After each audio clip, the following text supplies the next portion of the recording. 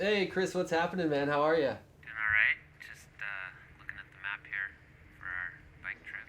Where are we gonna go? Have you figured anything out? I'm thinking, have you ever been to Mongolia? Mongolia? Are you crazy, man? Oh, come on, man. Maybe I could pull 2 weeks, but I'd have to check with the family to make sure I could do that. But yeah, I'd say 2 weeks tops. And Mongolia seems a little out of the question. Well, it's March. Guess we gotta go somewhere on the warmer side. Someplace close and warm. What if we did the South? You mean South America? The South. If a person can propel themselves on two wheels at about 15 miles an hour through new lands full of new foods and new faces, then they will live a full and vibrant life. That wasn't one of Churchill's or Twain's. It's one of mine.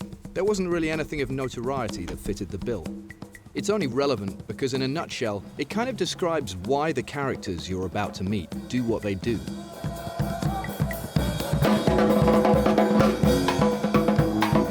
This film isn't quite a how-to guide. That would be dull. More of a hazy case study, courtesy of a ragtag bunch of creatives, a kind of bohemian A-team that decided the Deep South demanded their mostly two-wheeled attention. With an impressively varied level of bike know-how, they set out from New Orleans heading to the Florida coast to document their adventure and unmystify the mysteries of bicycle travel.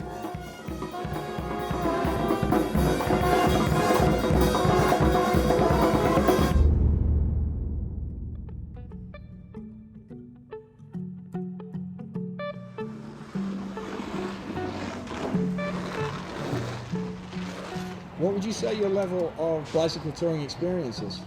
I have never done any bicycle touring. I've never camped off a bike before.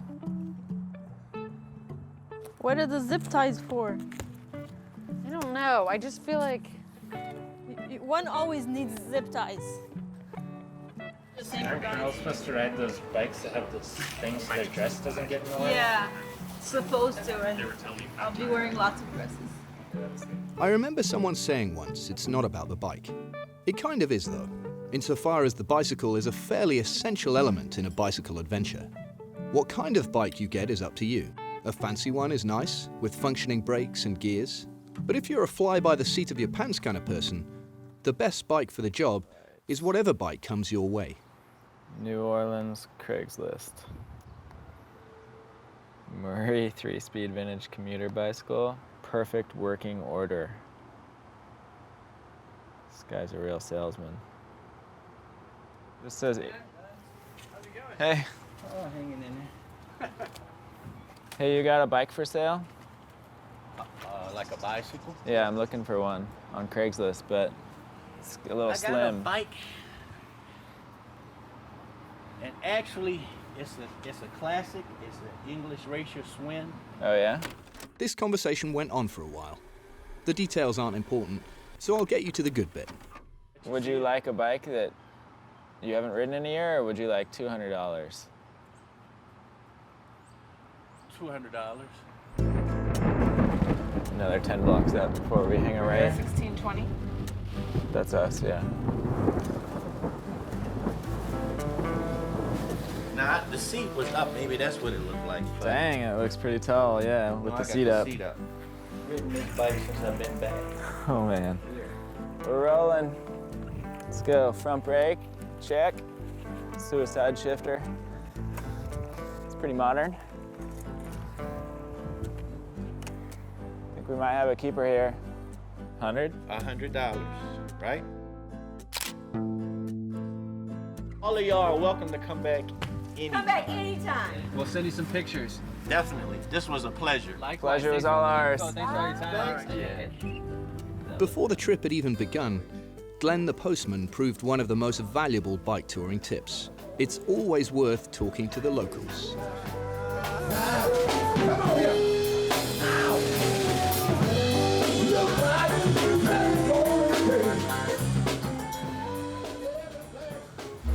What do you even have in all of these bags? This is like crazy. It's just one of those trips where you need like 10 pairs of underwear. And you have your hair dryer? Jesus Christ. Does anyone ever take a hairdryer bike touring?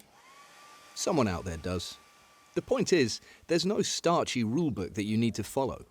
These days, there are all sorts of travel-sized gadgets you can take with you, and all sorts of methods of packing them. All pretty good, but each with their own pros and cons. Thanks to the Russians, the 80s brought with it one of the most powerful bag-packing training aids ever seen.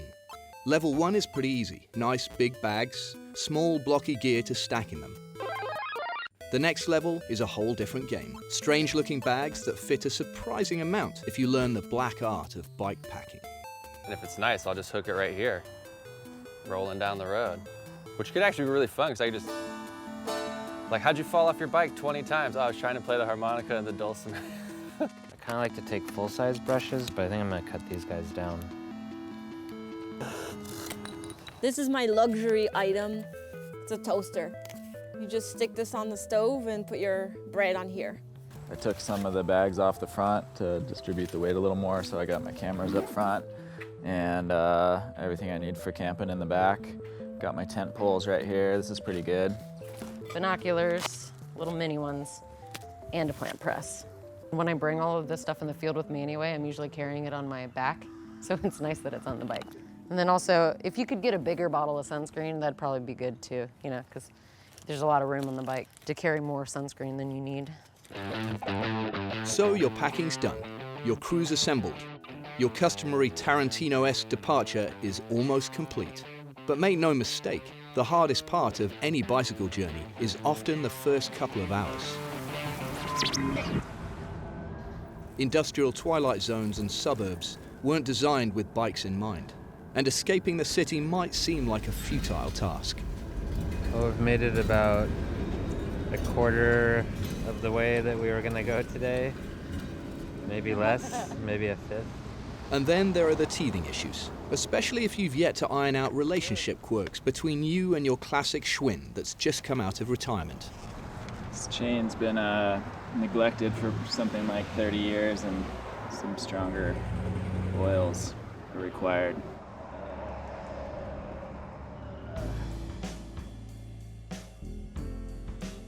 Once the proper level of lubrication has been achieved, the dream of reasonable forward progress will once again become a reality. Remember that movie Project X? With all the monkeys they would test on? It was really sad, but I was like, I want to go to space. That road is wider than I thought it was. Those lips are farther than I had in store. And my heart is still keeping this beat.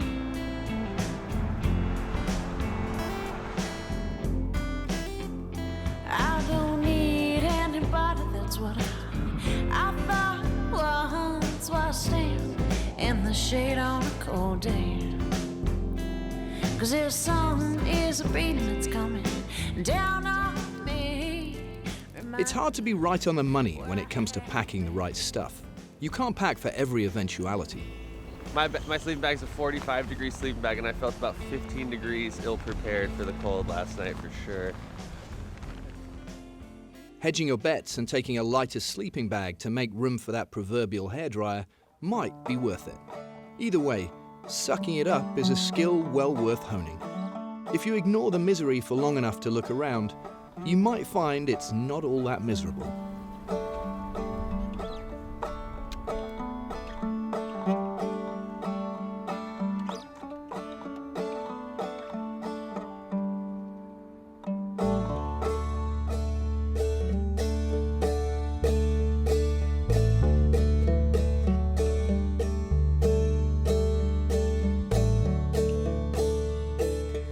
Collecting firewood so we can build a little mini fire in this stove for coffee, much needed coffee.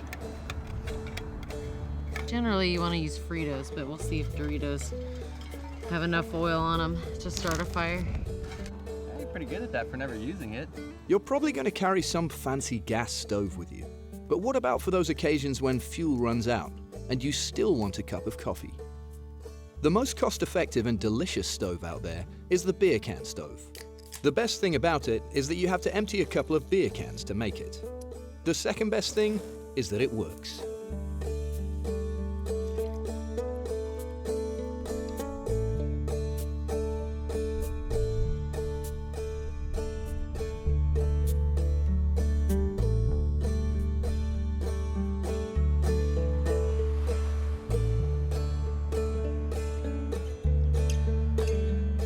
So we just got the tip off that this spot has like the best gator bites in Florida.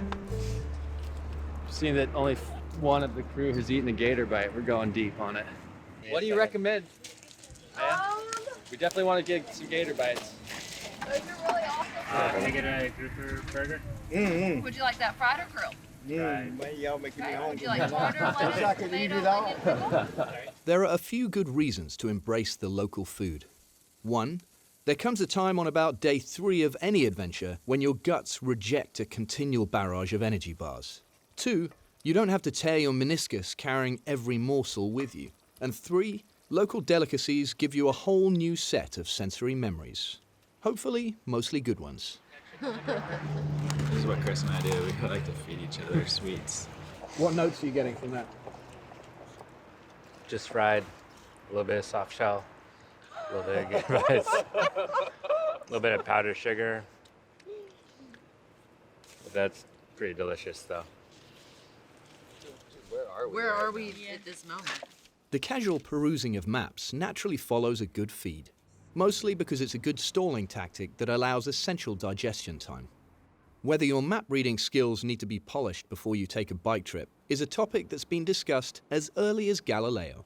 While it's not necessarily essential to have to know where you're going, it's pretty nice to know about some spots to avoid. Like, you can't go through that road. It's a road through an abandoned gunpowder factory. Wasn't there like a power line or something involved in that too? Like Oh some yeah, kind of like a power line through an abandoned gunpowder factory.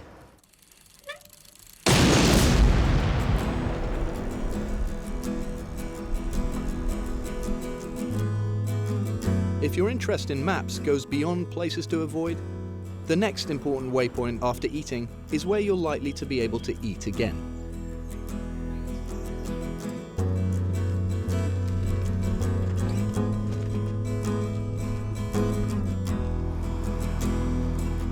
So what do you normally make with this fish? Fry it, Fry it? roll it, bake it, do anything. Grill, How long have you guys been in St. Mark's? Forever? forever. Forever. Give a man a fish, and he'll feed his tribe for a day. Give him a waterproof pannier and some ice, and they might not get food poisoning. It's all about whatever MacGyver tactic works to ensure the best meal possible. Some people are okay with a steady diet of gas station gastronomy, but a bit of creativity in a small grocery store or random roadside stand can provide you with a tastier set of options. How is it? Smells like. It smells like my chamois. Whoa! Sorry guys, I had to go there. We're gonna edit that. That'll be edited out. And 1, 2, 1, 2, 3, 4. Snow crab knuckles. Hey, check this out. This is cool. Yeah! Oh, that's so nice. They flayed it all for you and This everything. is 10 pounds of 3-day-old grouper that came from the Gulf of Mexico.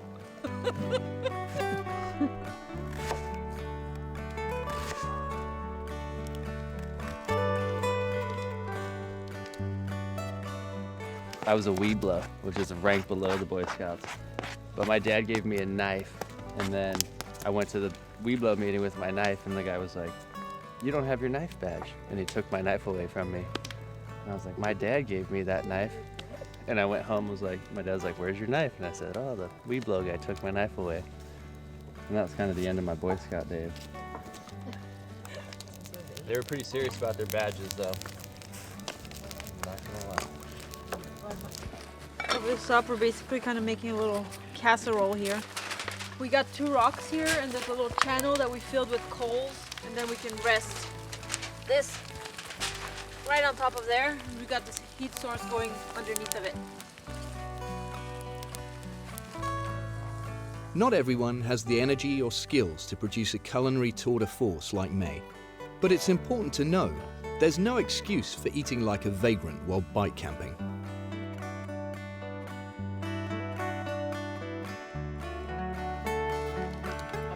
I really have never eaten a meal like this at a I ate campsite. fish for the first time in 10 This years. is- It looks pretty Wow, amazing. Jules ate fish for the first time in 10 years.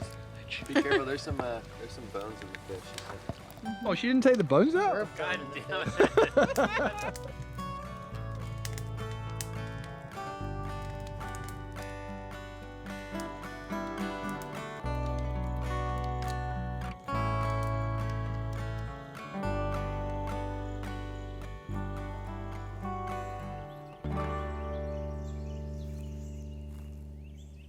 May, after the extravaganza of last night, what are you making for breakfast?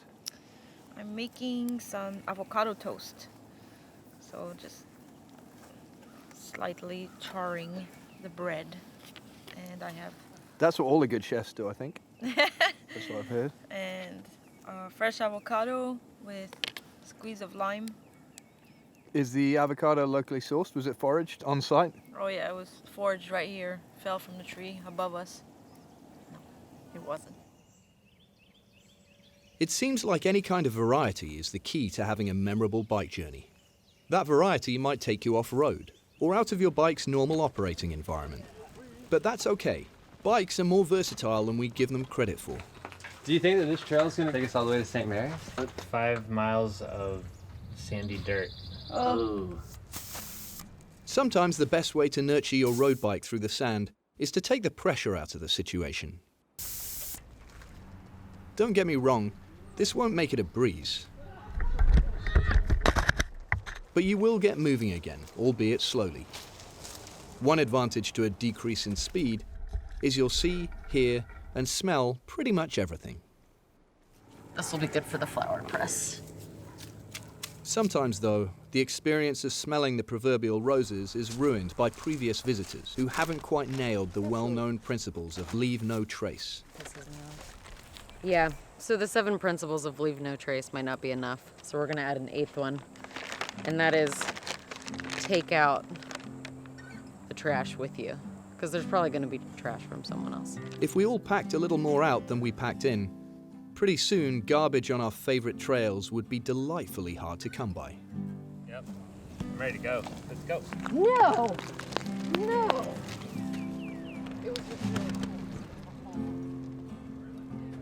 We made it to White Springs, and there we set up a little music jam. Vernor's gonna show some photos, so cheers.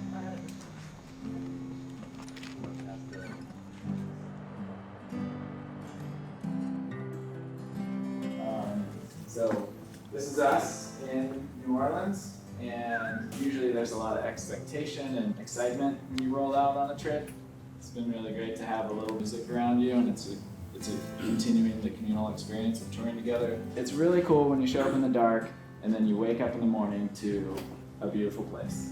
Spun in like a storm, no siren of warning as you strolled through, destroyed everything. Disguised by a mask that you stole from the past, filled with lies and your stories of change. And now who are you when you're stripped of your titles, forgiven all your rivals? And now who are you? Who are you? Who are you when you're stripped of your titles, forgiven?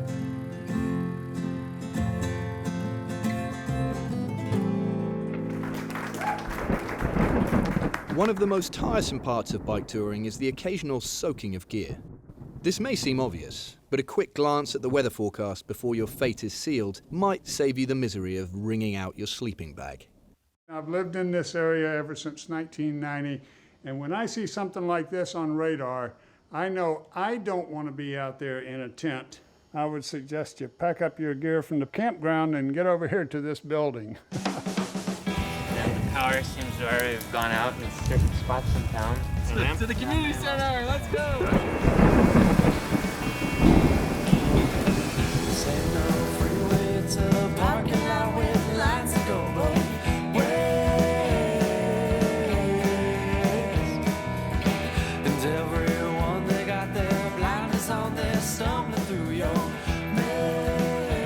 Talking to the locals doesn't just keep you dry for the night. It also gets you other favors. Boat rides, for example. If there's a river flowing in the direction you want to go, it might be the best option.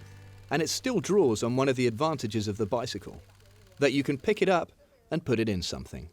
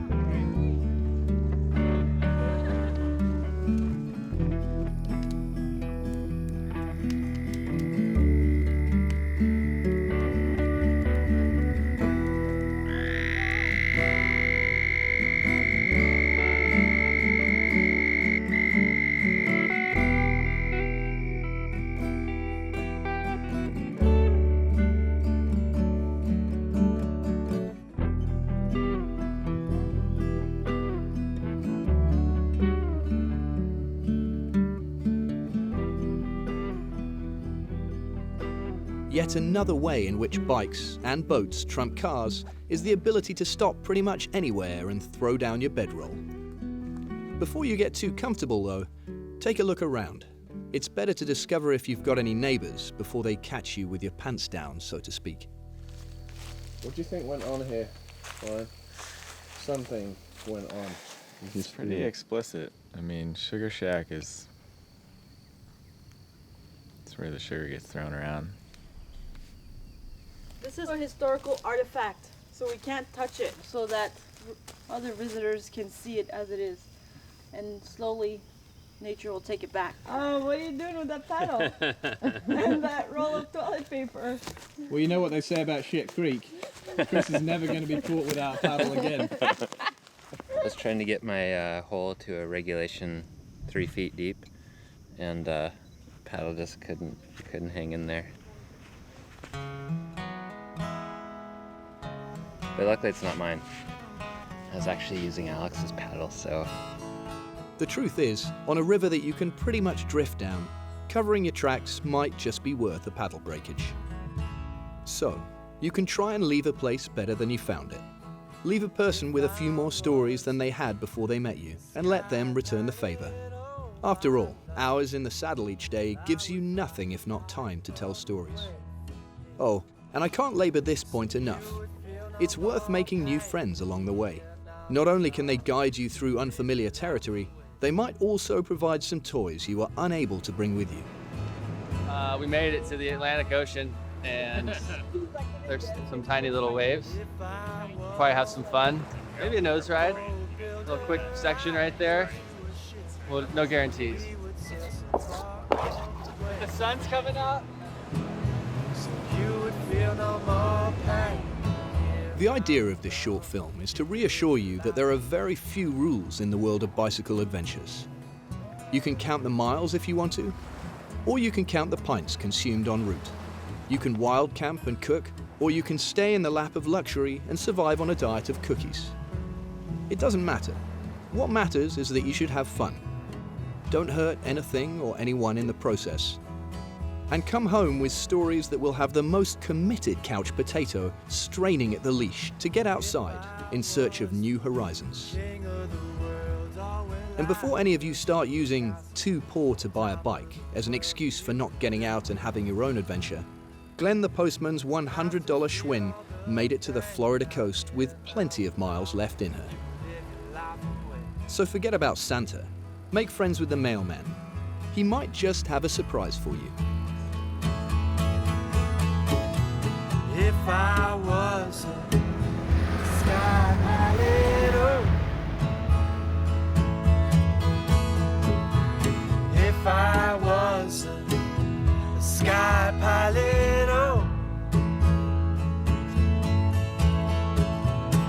If I wasn't the sky pilot, oh my love. If I wasn't the sky pilot, oh my love.